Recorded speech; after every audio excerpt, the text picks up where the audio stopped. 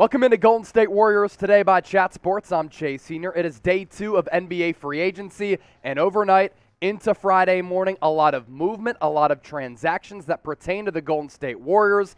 Gary Payton II no longer going to be on this basketball team, nor is Otto Porter Jr. Could Kevon Looney be next in departing the defending NBA champions? We're going to cover it all here on today's show. Make sure you subscribe. So this first coming from Shams Charania overnight last night. It was really late when the news did break that Gary Payton II finalizing a 3-year, $28 million contract with the Portland Trailblazers. And this is a big loss, no question, for the Warriors, considering how he was able to go in that player development program. After being a journeyman NBA player all throughout his career, he finally found a home with the Warriors, and last year he fulfilled one of the most sought-after needs for any team across the NBA, becoming one of the best wing defenders in the National Basketball Association.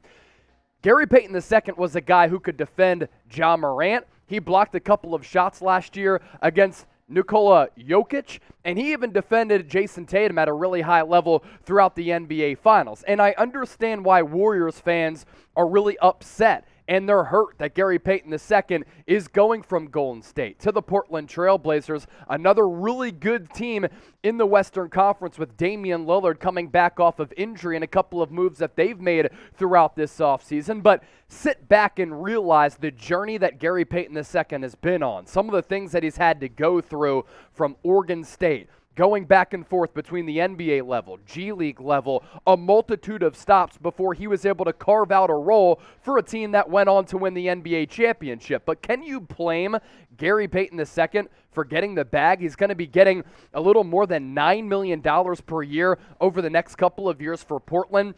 If I was GP2, maybe I would have thought about taking less money to come back to the Warriors because I know what my role is there, and I know everything that I can fulfill and help this basketball team out with. And I understand that I have an opportunity to consistently compete for championships. The same cannot be said for the Portland Trailblazers, but Portland has had an emphasis this offseason of building around Dame, making him happy, bringing in really good wing defenders like a Jeremy Grant as well as a Gary Payton II.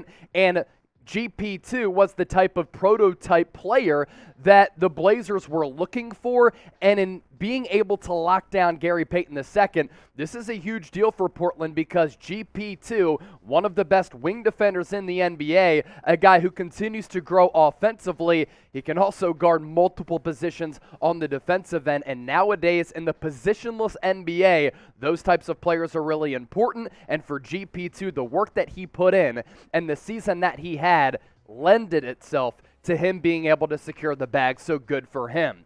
Would you have paid Gary Payton II more than $9 million per year if you were Bob Myers and this Warriors front office, considering some of the other moves that Golden State does need to make throughout the offseason? Give me a Y for yes or an N for no. This is going to be the pinned comment on today's video, so if you get hit with that YouTube ad break, use it to your advantage, scroll on down and get your votes in. You can't understate Payton's value on the Warriors this past year because of the defensive intangibles and the defensive ability that he brought to the floor night in, night out. And when he went out against the Memphis Grizzlies in the second round with that fractured elbow, there was legitimate concern about what the Warriors' defense would look like and how that unit would fare. They were going to miss him, no question about it. Now, they lucked out a little bit with Ja Morant going out in that second-round series, and they really did dominate the Dallas Mavericks for the majority of the Western Conference Finals. But when GP2 came back and he was inserted back into the lineup by Steve Kerr against the Boston Celtics in the NBA Finals, you could notice a shift and a change in how the Warriors play defensively.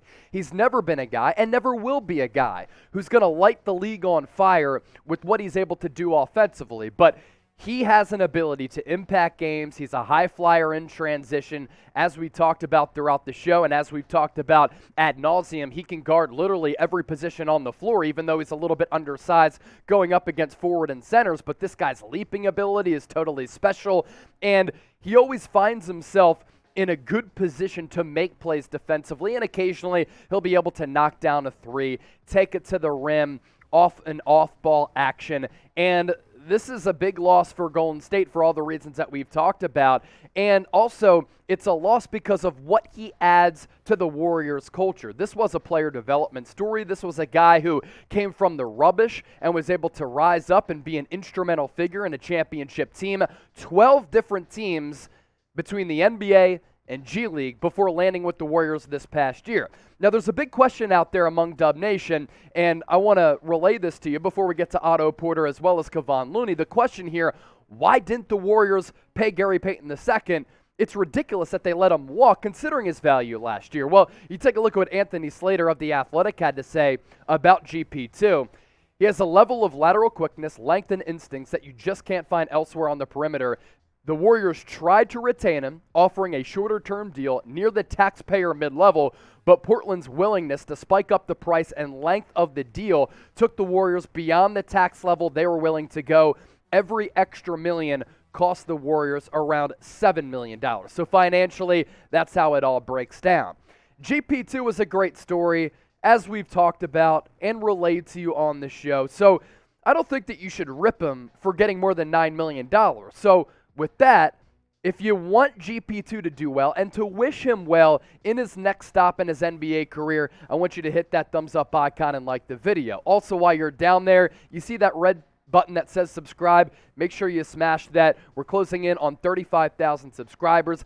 Thousands of people have subscribed to the channel over the last couple of weeks. We want to continue to grow, and when news happens, we're the first to bring it to you, like GP2 as well as Otto Porter. So make sure you join the Dub Nation family here at Chat Sports. As for the aforementioned Otto Porter Jr., this coming from Chris Haynes, Yahoo Sports, free agent Otto Porter Jr., a vital member of the Warriors championship team who played a lot of big minutes in the finals as well as the playoffs, has reached an agreement with the Toronto Raptors. Not sure what the money is, but it is a 2-year deal with a player option. His wife, for what it's worth, is from Canada. So maybe he wants to go back home to please the wife because happy wife equals happy life. Otto Porter Jr. last year, he was really good. And he's like GP2, in which the numbers don't totally tell the entire story. Championship type of impact, offensively and defensively, positional versatility, hit a couple of really big shots. And last year, he was worth the bang for the buck. He signed that veteran minimum deal, and I liked it at the time. It ended up being a bargain deal for Golden State. Now, because he took that bargain deal last year to win a championship, he's probably cashing in a little bit more with the Toronto Raptors. Warriors will miss GP2. They'll miss Otto Porter Jr. as well. This is really the livelihood and the reality of a championship team.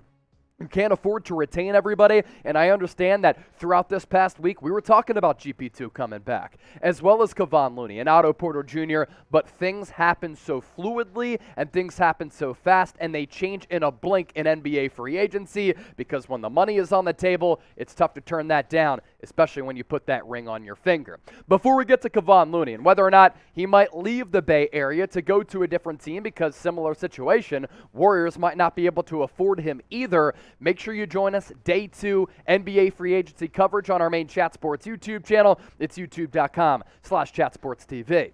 Now to Kevon Looney. Is he leaving? According to reports, the Warriors and Kevon Looney, they're a ways away, and they are separated right now in trying to come to an agreement on a contract that will keep him in the Bay Area after winning 4 championships with this team over the last several seasons. So here's the breakdown from The Athletic. Facing a record tax bill, by the way, because Steph, Clay, Draymond, all making a lot of money, you might want to extend Jordan Poole and Andrew Wiggins, so maybe paying them is why these other guys are leaving. So that's the foundation for this. Facing a record tax bill, multiplying each additional dollar spent by nearly 7, the Warriors entered free agency intent on avoiding any overpay that the market doesn't demand. They want to bring Looney and Payton back. This is before Payton signed with the Blazers. Both players prefer a reunion with the defending champions if the price is right. That's where the current separation exists, especially for Looney.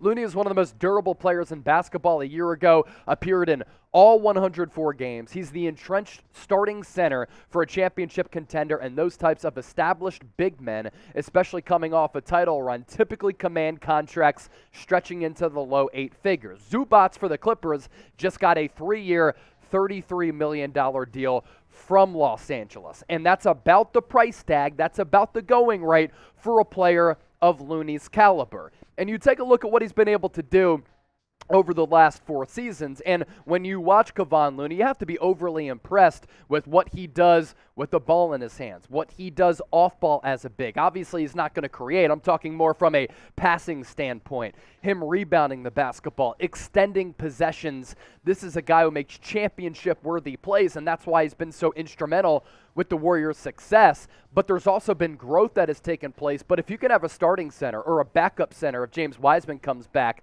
who averages 6 points per game, 7 rebounds, and has some monster playoff performances like he did all throughout this title run, that is the value of Kevon Looney. So we'll see if he comes back or not. No matter what happens, we have you covered here on the channel, youtube.com/WarriorsTV. Make sure you subscribe. And with that, our final question of today's show for the audience: how much would you pay Kevon Looney per year? Are you willing to go 10 or $11 million? Let me know in the comment section. As always, thanks for watching Golden State Warriors today. Make sure you subscribe. We've been enjoying the Vortex and the Meta jet stream just as much as you, and hopefully the numbers will continue to be popping.